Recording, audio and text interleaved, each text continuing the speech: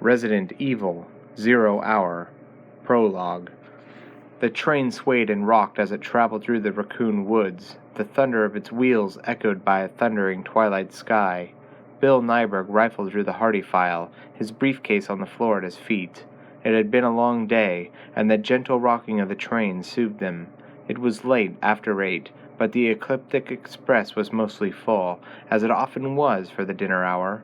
It was a company train, and since the renovation, Umbrella had gone to a great expense to make it classically retro. Everything from velvet seats to chandeliers in the dining car. A lot of employees brought family or friends along to experience the atmosphere. There were usually a number of out-of-towners on board as well, having caught the connection out of Letham, but Nyberg would have to bet that 9 out of 10 of them worked for Umbrella too. Without the pharmaceutical giant's support, Raccoon City wouldn't even be a wide spot on the road. One of the car's attendants walked past, nodding at Nyberg when he saw the umbrella pin on his lapel. The small pin marked him as a regular commuter.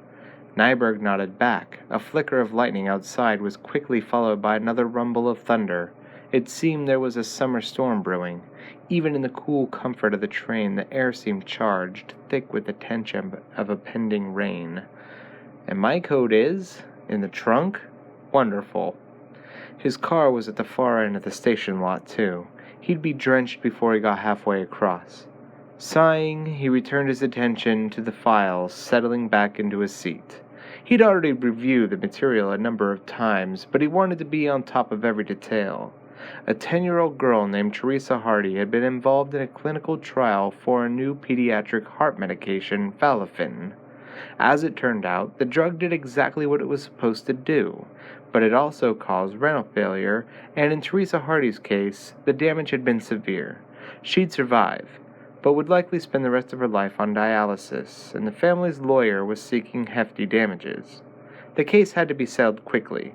The Hardy family kept quiet before they could drag their ailing, cherub-cheeked Moppet in front of the media-packed courtroom, which is where Nyberg and his team came in. The trick was to offer just enough to make the family happy, but not so much as to encourage the lawyer, one of those strip mall, we don't get paid unless you get paid outfits, to get greedy. Nyberg had a knack for handling ambulance chasers. He'd have it settled before little Teresa got back to her first treatment. It was what Umbrella paid him for. Rain splattered loudly against the window, as though someone had thrown a bucket of water against the pane.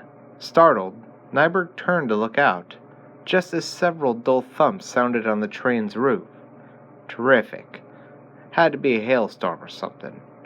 A crackle of lightning flickered across the thickening darkness, illuminating the small but steep hill that marked the deepest part of the forest. Nyberg looked up and saw a tall figure silhouetted against the trees at the crest of the hill. Someone in a long coat or robe, the dark fabric rippling in the wind. The figure raised long arms to the raging sky, and the stutter of lightning was gone, plunging the strange dramatic scene back into darkness. What the? Nyberg began, and more water splashed across the glass, except it wasn't water. Because water didn't stick in great dark clumps. Water didn't ooze and break apart, revealing dozens of shining needle teeth. Nyberg blinked, not sure what he was seeing, as someone started to scream at the other end of the car, a long, rising wail, as more of the dark slug-like creatures, each the size of a man's fist, smashed against the window. The sound of hail on the roof went from a patter to a storm, the thunder of it drowning out the screams of many now. Not hail! That's not hail! Hot panic shot through Nyberg's body, sending him to his feet. He made it to the aisle before the glass behind him shattered, before the glass through the train was shattering, the high, jagged sound of it melding with the screams of terror, all of it nearly lost beneath the ongoing thunder of attack.